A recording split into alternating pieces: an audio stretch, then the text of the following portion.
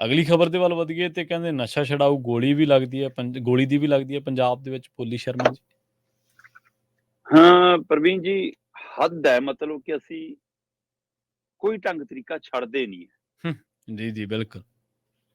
ਕਹਿੰਦੇ ਜੀ ਜਿਹੜੇ ਨਸ਼ਾ ਛੱਡਣ ਲੱਗ ਜਾਂਦੇ ਆ ਫਿਰ ਉਹਨਾਂ ਨੂੰ ਹੌਲੀ ਹੌਲੀ ਨਸ਼ੇ ਤੋਂ ਬਾਹਰ ਲਿਆਉਣ ਦੇ ਲਈ ਉਹ ਗੋਲੀ ਮਿਲਦੀ ਹੈ। ਜੀ ਆਪਾਂ ਉਹ ਦੇਖਿਆ ਸੀ ਕਰੋਨਾ ਕਾਲ ਦੇ ਦੌਰਾਨ ਆਊਟ ਸੈਂਟਰਾਂ ਦੇ ਬਾਹਰ ਕਿਵੇਂ ਲਾਈਨਾਂ ਲੱਗ ਗਈਆਂ ਸੀ, ਹੈ ਨਾ। ਸੋ ਹੁਣ ਉਹਨਾਂ ਦਾ ਕਾਰਡ ਬਣਦਾ ਸਪੈਸ਼ਲ, ਠੀਕ ਹੈ, ਕਿ ਹਾਂ ਵੀ ਇਹ ਨਸ਼ਾ ਛੱਡ ਰਿਹਾ ਬੰਦਾ, ਇਹਨੂੰ ਗੋਲੀ ਦੀ ਲੋੜ ਹੈ।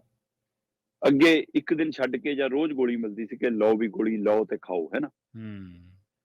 ਹੁਣ ਲਗਭਗ 7 ਦਿਨਾਂ ਦੀਆਂ ਇਕੱਠੀਆਂ ਗੋਲੀਆਂ ਦੇ ਦਿੰਦੇ ਨੇ। ਠੀਕ ਹੈ। ਤੇ ਉਹ ਗੋਲੀ ਦੀ ਬਾਹਰ ਉੱਥੋਂ ਲੈ ਕੇ ਹੀ ਬੰਦਾ, ਨਕਲੀ ਕਾਰਡ ਬਣਾਏ ਹੋਏ ਨੇ ਜ਼ਿਆਦਾਤਰ ਲੋਕਾਂ ਨੇ ਕਹਿੰਦੇ, ਤੇ ਉਹ ਨਕਲੀ ਕਾਰਡ ਦੇ ਸਾਰੇ 7 ਦਿਨ ਦੀਆਂ ਗੋਲੀਆਂ ਹਾਸਲ ਕਰਦੇ ਨੇ ਜੀ। ਤੇ ਉਸੇ ਆਊਟ ਸੈਂਟਰ ਦੇ ਬਾਹਰ, ਉਸੇ ਹਸਪਤਾਲ ਦੇ ਬਾਹਰ ਆ ਕੇ ਬੋਲੀ ਲਾਉਂਦੇ ਨੇ। 150 ਰੁਪਏ ਤੋਂ ਬੋਲੀ ਸ਼ੁਰੂ ਹੁੰਦੀ ਹੈ। ਉਲਟਾ ਇੱਥੇ, ਠੀਕ ਹੈ, ਤੇ ਕਿਸੇ ਚੀਜ਼ ਦੀ ਜਦੋਂ ਬੋਲੀ ਲੱਗਦੀ ਆ, ਉਹ ਬੋਲੀ ਲਾਉਂਦੀ ਆ ਉਹ ਤੋਂ ਵੱਧਦੀ ਆ। 150 ਤੋਂ ਸ਼ੁਰੂ ਹੋ ਕੇ ਥੱਲੇ ਨੂੰ ਆ ਕੇ 50 ਰੁਪਏ ਤੱਕ ਵਿਕ ਜਾਂਦੀ ਹੈ ਗੋਲੀ। 150 ਰੁਪਏ ਦੀ ਮੰਗ ਹੁੰਦੀ ਆ। ਕਹਿੰਦੇ 100 ਨੂੰ ਫਸ ਗਿਆ ਬੰਦਾ 100 ਨੂੰ ਫਸਾ ਲਓ, 80 ਨੂੰ ਫਸ ਗਿਆ 80 ਨੂੰ ਫਸਾ ਲਓ, 70 ਨੂੰ ਨਹੀਂ, 50 ਤੋਂ ਥੱਲੇ ਨਹੀਂ ਦਿੰਦੇ। ਠੀਕ ਆ। ਇਹ ਬਠਿੰਡਾ ਚ ਬਕਾਇਦਾ ਘਟਨਾ ਸਾਹਮਣੇ ਆ ਚੁੱਕੀ ਆ, ਵੀਡੀਓਗ੍ਰਾਫੀਆਂ ਦੇ ਵਿੱਚ, ਹੈ ਨਾ, ਮੀਡੀਆ ਦੇ ਹਵਾਲੇ ਨਾਲ ਤੇ ਪੁਲਿਸ ਦੀਆਂ ਸ਼ਿਕਾਇਤਾਂ ਦੇ ਹਵਾਲੇ ਨਾਲ। ਆਊਟ ਸੈਂਟਰ ਵਾਲੇ SMO ਡਾਕਟਰ ਖੁਦ ਪੁਲਿਸ ਨੂੰ ਸ਼ਿਕਾਇਤਾਂ ਕਰ ਚੁੱਕੇ ਨੇ ਇਸ ਗੱਲ ਦੀਆਂ, ਕਿ ਭਾਈ ਸਾਡੇ ਬਾਹਰ ਇਹ ਬੋਲੀਆਂ ਲੱਗੀ ਜਾਂਦੀਆਂ ਇੱਥੇ। ਤੇ ਜਿਹੜੇ ਲੈਣ ਆਉਂਦੇ ਨੇ ਉਹਨਾਂ ਕੋਲ ਕੁਝ ਮੀਡੀਆ ਸਾਥੀ ਪਹੁੰਚੇ ਹੋਣੇ, ਉਹ ਕਹਿੰਦੇ ਬਾਈ ਜਿਹੜੇ ਚਿੱਟੇ ਦੇ ਆਦੀ ਹੋ ਜਾਂਦੇ ਨੇ, ਹਾਂਜੀ, ਤੇ ਫਿਰ ਜਿਸ ਦਿਨ ਚਿੱਟੇ ਦੀ ਪੂਰਤੀ ਨਾ ਹੋਵੇ ਜਾਂ ਜਦੋਂ ਚਿੱਟਾ ਖਰੀਦਣ ਦੀ ਸਮਰੱਥਾ ਖਤਮ ਹੋ ਜਾਵੇ, ਫਿਰ ਇਹ ਗੋਲੀਆਂ ਹੀ ਸਹਾਈ ਬਣਦੀਆਂ ਨੇ। ਇਸ ਲਈ ਕਹਿੰਦੇ ਕਿ ਫਿਰ ਇਹਦੀ ਬੋਲੀ ਤੇ ਖਰੀਦੀਆਂ ਜਾਂਦੀਆਂ ਨੇ। ਤੇ ਉਧਰ ਪੁਲਿਸ ਕੋਲ ਜਦੋਂ ਮਾਮਲੇ ਗਏ ਤਾਂ SSP ਸਾਹਿਬ ਨੇ ਕਿਹਾ ਕਿ ਬਿਲਕੁਲ ਜੀ 24 ਘੰਟਿਆਂ 'ਚ ਅਸੀਂ ਸਪੈਸ਼ਲ ਟੀਮ ਤਾਇਨਾਤ ਕਰਤੀ ਉੱਥੇ। ਸਾਡੇ ਕੋਲ ਪਹਿਲਾਂ ਵੀ ਸ਼ਿਕਾਇਤਾਂ ਆਈਆਂ ਸੀ, ਕਈ ਵਾਰ ਉੱਥੇ ਮਤਲਬ ਜਾ ਕੇ ਬੰਦੇ ਫੜੇ ਵੀ ਨੇ। ਇੱਥੋਂ ਤੱਕ ਕਿ ਪ੍ਰਵੀਨ ਜੀ ਇਸ ਮਾਮਲੇ 'ਚ ਗ੍ਰਿਫਤਾਰੀਆਂ ਵੀ ਹੋਈਆਂ ਜੀ। ਪੁਲਿਸ ਨੇ ਕੁਝ ਬੰਦੇ ਚੱਕੇ ਵੀ ਨੇ ਇਸ ਮਾਮਲੇ 'ਚ, ਪਰ ਉਹਦੇ ਬਾਵਜੂਦ ਵੀ ਉੱਥੇ ਉਹ ਸਾਰਾ ਵਰਤਾਰਾ ਜਾਰੀ ਆ।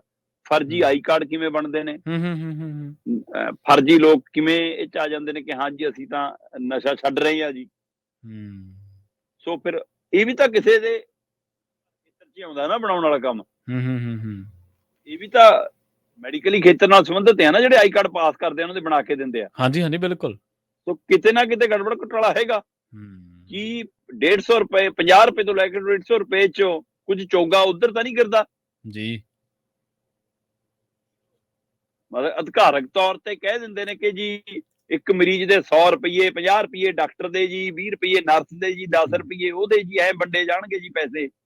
ਆ ਹੁਣ ਤੈਅ ਹੋਇਆ ਵਾ ਨਾ ਜਿਹੜੇ ਆਪਣੇ ਮਹੱਲਾ ਕਲੀਨਿਕ ਖੋਲੇ ਨੇ, ਅਧਿਕਾਰਤ ਕਮਿਸ਼ਨ ਹੈ ਨਾ, ਇਹ ਗੈਰ ਅਧਿਕਾਰਤ ਕਮਿਸ਼ਨ ਚੱਲਦਾ ਹੋਊਗਾ ਇਹਨਾਂ ਕੰਮਾਂ 'ਚ। ਫਿਰ ਅਗਲੇ ਕਹਿੰਦੇ ਭਾਈ ਗੋਲੀ ਤਾਂ ਅਸੀਂ ਵੀ ਦੇ ਰਹੇ ਹਾਂ, ਸਾਡਾ ਵੀ ਹੱਕ ਬਣਦਾ। ਹਾਂਜੀ ਬਿਲਕੁਲ, ਨਾਲੇ ਉਹ ਤਾਂ ਜ਼ਿਆਦਾ ਜ਼ਰੂਰਤ ਵਾਲੀ ਗੋਲੀ ਹੈ। ਇੱਥੇ ਮਤਲਬ ਇਹ ਹੋ ਹੀ ਨਹੀਂ ਸਕਦਾ। ਆਪਾਂ ਕਿੰਨੀ ਵਾਰ ਗੱਲ ਕੀਤੀ ਆ। ਹੁਣ ਮਤਲਬ ਕਿ ਪੁਲਿਸ ਕੋਲ ਸ਼ਿਕਾਇਤਾਂ ਹੋਣ, ਪੁਲਿਸ ਨੂੰ ਪਤਾ ਹੋਵੇ, ਕੁਝ ਬੰਦੇ ਉਹ ਚੱਕ ਵੀ ਲਵੇ, ਫਿਰ ਉਹ ਛੁੱਟ ਕੇ ਬਾਹਰ ਆ ਜਾਣ, ਫਿਰ ਉੱਥੇ ਆ ਜਾਣ। ਜਦੋਂ ਪਤਾ ਹੈ ਕਿ ਇਸ ਸੜਕ ਤੇ, ਇਸ ਬੀਹੀ 'ਚ, ਇਸ ਗਲੀ 'ਚ, ਇਸ ਹਸਪਤਾਲ ਮੂਹਰੇ, ਸੈਂਟਰ ਮੂਹਰੇ ਆਹ ਧੰਦੇ ਚੱਲਦੇ ਨੇ, ਤਾਂ ਪੁਲਿਸ ਪੱਕਾ ਪ੍ਰਬੰਧ ਕਿਉਂ ਨਹੀਂ ਕਰਦੀ? ਜੀ। ਇਹ ਵਰਤਾਰਾ ਇੱਕ ਬਠਿੰਡਾ ਸੈਂਟਰ ਦੇ ਹਵਾਲੇ ਨਾਲ ਜੇ ਸਾਹਮਣੇ ਆਇਆ ਤਾਂ ਪੰਜਾਬ ਦੇ ਬਾਕੀ ਸੈਂਟਰਾਂ ਦੀ ਸਥਿਤੀ ਤੋਂ ਵੱਖਰੀ ਨਹੀਂ ਹੋ ਸਕਦੀ, ਕਿਉਂਕਿ ਪੰਜਾਬ ਦੀ ਸਥਿਤੀ ਇੱਕੋ ਜਿਹੀ। ਸੋ ਹੁਣ ਨਸ਼ਾ ਛਡਾਊ ਗੋਲੀ ਦੀ ਵੀ ਬੋਲੀ ਲੱਗਦੀ ਹੈ ਪੰਜਾਬ 'ਚ, ਤੇ ਉਹ ਨਸ਼ਾ ਪੂਰਤੀ ਲਈ ਵਰਤਿਆ ਜਾ ਰਿਹਾ ਹਥਿਆਰ ਬਣ ਗਿਆ, ਉਹ ਚਿੱਟੇ ਦਾ ਬਦਲ ਬਣਦਾ ਜਾ ਰਿਹਾ। ਸੋ ਇਹ ਇਸ ਲਈ ਅਮੀਰਾਂ ਦਾ ਨਸ਼ਾ ਚਿੱਟਾ ਹੈ, ਚੋਰ ਚੱਕਿਆਂ ਦਾ ਨਸ਼ਾ ਚਿੱਟਾ, ਤੇ ਜਿਹੜਾ ਨਹੀਂ ਖਰੀਦ ਸਕਦਾ ਉਹ ਫਿਰ ਛੋਟੀ ਮਾਰ ਦੇ ਨਾਲ ਗੋਲੀ ਦੀ ਬੋਲੀ ਲਾ ਕੇ ਖਰੀਦਦਾ, ਤੇ ਪੰਜਾਬ 'ਚ ਉਸੇ ਤਰ੍ਹਾਂ ਹੀ ਬਰਕਰਾਰ ਰੱਖੇ। ਜੀ ਜੀ ਜੀ ਬਿਲਕੁਲ।